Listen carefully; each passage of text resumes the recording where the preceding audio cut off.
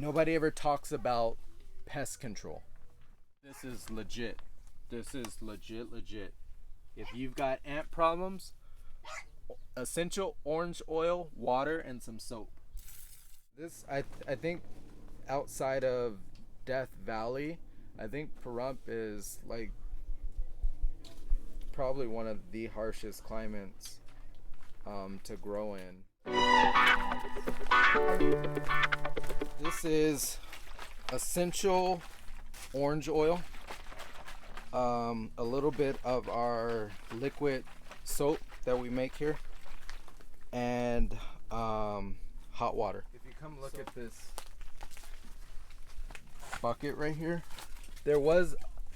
so last time when I moved this bucket, a ton of ants came flooding up out of here, and so I drenched them with this essential oil, orange essential oil, and it killed it. So the orange essential oil eats the exoskeleton of the ants, so essentially kills them. Basically what I'm gonna do right now is I'm gonna spray them all, and then do they die on impact? It's like not on impact, but they do die pretty quickly. So it's not on impact, but they do die. So here we go. And just spray them all down.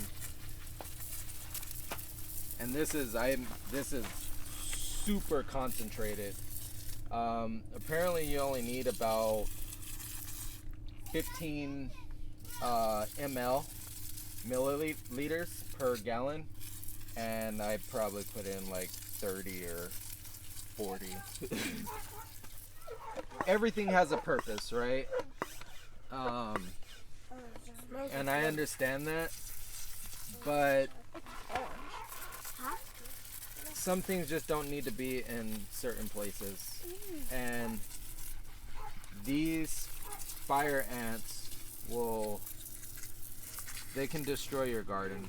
What the ants will do is they will literally bring the aphids and put them on your plants, which will then in turn kill your plants because they're milking or farming the aphids for the honey, for the sap that the aphids produce, this honeydew that they produce. Just imagine I soak you in some really strong acid. What's it gonna do to your skin? With everything, there's got to be balance, and that's what we try to live by around here, just keeping everything in balance, because it's when that will is just even a little bit oval shaped or no longer balanced that you start getting problems. The earth is out of balance, you can say. Our land is out of balance because we have an overpopulation of one insect that's trying to solve a problem. If we allowed nature to do what nature does, the way that God created nature, this would self-balance itself, right? I don't like doing this because the ants have a purpose and they have life also, and they're just doing what they were made to do. And essentially I'm coming in here trying to control the situation, which is why we end up in a lot of situations that we're in now with the earth, because we're trying to control and manipulate everything, and we don't really know. We have an understanding of how things work, but we don't really know exactly how things work. We're getting better at it. More biologists are getting more in tune with the earth and learning more about the soil food web and how it functions and the symbiotics between everything, and maybe one day we'll be at a point where we truly do know how it works. But right now we don't really know, we just understand. And because we only understand, we should work with the elements more than try to control it. And who knows, like, me doing this can ultimately, I can end up with another problem that I don't really know about, and I'll go and try to control that problem. And ultimately, maybe you just need to let the ants be. But unfortunately, I need this garden. I literally need the garden because of my situation that I'm in. This food literally gives me life, like, literally. So it's not really a matter of a want or I need to eat from my garden, because the food that's in the grocery store, even the organic food, it's just not, it's not nutrient dense enough. And I noticed such a huge difference in my overall well-being when I'm eating from this garden. I can't have the ants overrun it. Not right now, at least. So that's my rant. I'll end up putting down borax and sugar, a 5-to-1 ratio, and I'll mix that, and then any of the scragglers, anything that's left, will just get they'll be searching for food and essentially just end up dying to the borax and sugar mix. Yeah, this works. This is legit. This is legit. If you've got ant problems, essential orange oil, water, and some soap. All natural, and will surely. It seems like it works better than the borax, huh? It works. It's instant. The borax takes time. There's another trick. You can actually just take, like, if you have a bunch of oranges, like, say, yeah, you just bought a bag of oranges. Like, essentially, you could take the orange pills and boil them. Boil the orange pills, and then you dilute that in water. Strain the orange pills, and you could just water the garden with that regularly. And that will take care of a lot of the pests also. And that's one of those, like, old tricks. Does it only work on ants and aphids, or is it just... I think it's all pests. Because the citrus in it. Because it's so acidic. It's so acidic, yeah. It's so acidic. That worked extremely efficiently. I did go overkill on it. Like, so you gotta find your balance, but like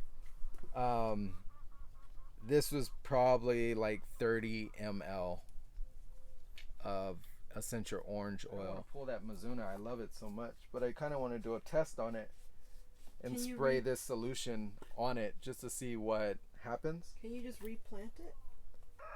Well, we do have more Mizuna growing. That's what this is right here. It's growing kind of wonky. It's like very leggy. It's because this shade cloth, it's too much shade.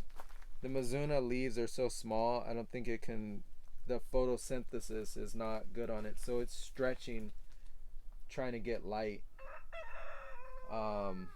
That's the downfall to the shade cloth. But it's needed. Like, we don't really have a choice. And we have a choice. We could get the seeds acclimated. That's the option too. But like I said, this year is kind of, that's the reason for the purchasing of everything.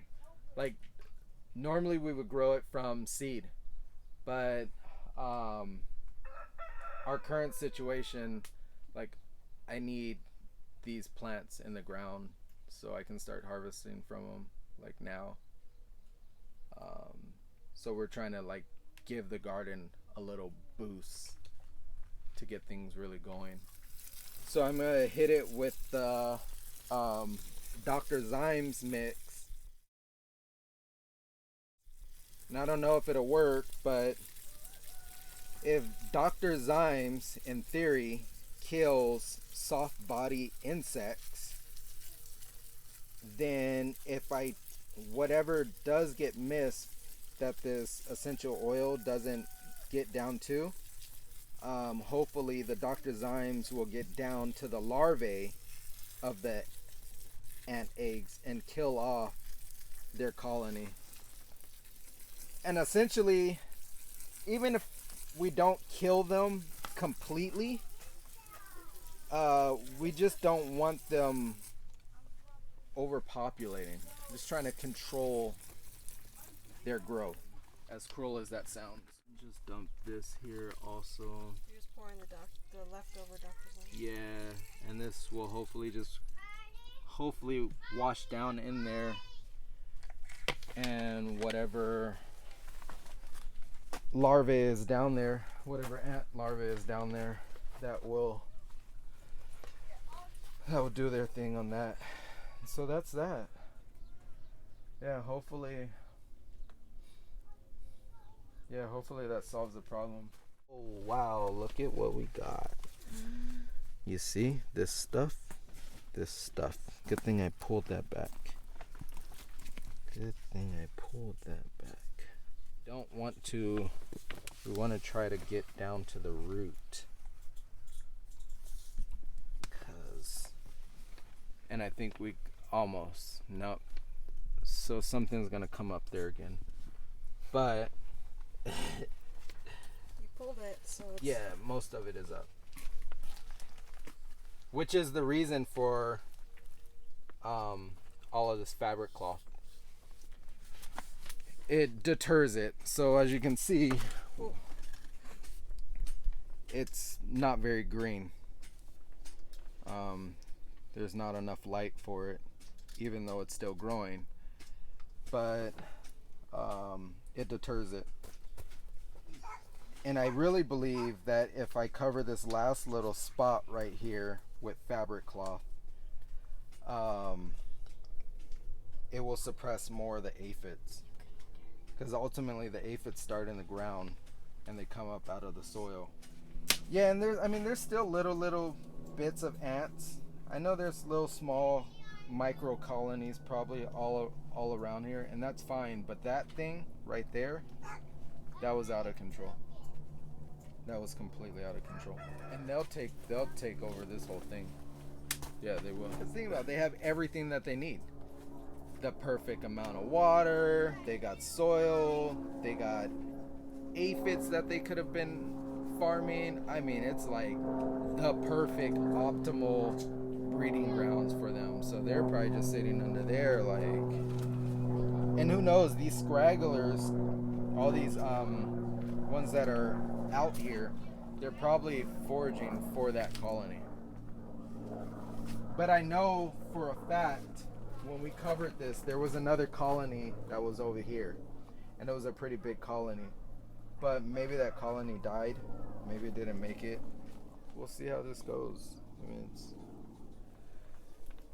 it's a trial. Like, we live in, I think outside of Death Valley, I think Pahrump is like probably one of the harshest climates to grow in the country. I looked it up today, we get 5% annual rainfall a year. Is either 5% or 5 inches. I think it's 5 inches. Yeah, and I think it's 5 inches. So like when places say like, oh, we're in a drought, in the back of my head, it's like, man, we've been in a drought for a long time here in Pahrump, because it's always been like this. When we first moved out here, we got like this really huge flood And I thought it was just going to be like, man, this is great. If we could get one of these a year, that would be amazing. And that was the last time we saw that, except for I think it was last year, we had another big flood like that. So it's like almost like every 6 or 7 years is we can expect a big flood. But when places get rain, we just get a little bit of a sprinkle. I want to get a rain meter just to show like how little bit of rain we get. So where I'm going with this is anytime life sprouts in this Pahrump area, I mean everything just attacks it. You know, yeah, everything. I mean, and it makes it really, really difficult to grow here, and it's been such a challenge. Nobody ever talks about pest control. You know, it's out there, but it's you see more of the glorified side of gardening. We deal with extreme winds, which will rip the gardens out. I mean, we have birds that just come and take over everything, from really evasive pests like the thrip and the aphid are there's white flies too. White flies, yeah, the white flies are terrible. They really get on the squash, more the cucumbers. The white flies really like the cucumbers. Squash bugs. You're gonna see squash bugs that are gonna come up this summer. I mean, the squash bugs are out of control out here. I mean, the Black Beauty squash really handles them well, but if you let those guys get out of control, I mean, like, there's nothing that you can do about it. So it's just dealing with a lot of challenges. Normally this time of the year, this is the time where we know there's not going to be any more frost. But look, this year, boom, got hit by a frost. Completely unexpected, because the swings out here are so drastic. I mean, we were in here, like, look, I'm sweating right now. We were just talking about how hot it was. Like 2 days before that frost came. It was burning hot. And then, boom, some unexpected winds come in. That drops the entire temperature of the environment. Boom, we get hit by a frost. Completely unexpected. Wipes out our whole garden. Could you imagine, like, if you were literally surviving off of that garden? So really, it's just being prepared for anything and everything. So next year, I'll just know that the frost protection will stay up until essentially Easter time, Resurrection Day, Passover, Pesach, unleavened bread. Yeah, that's that.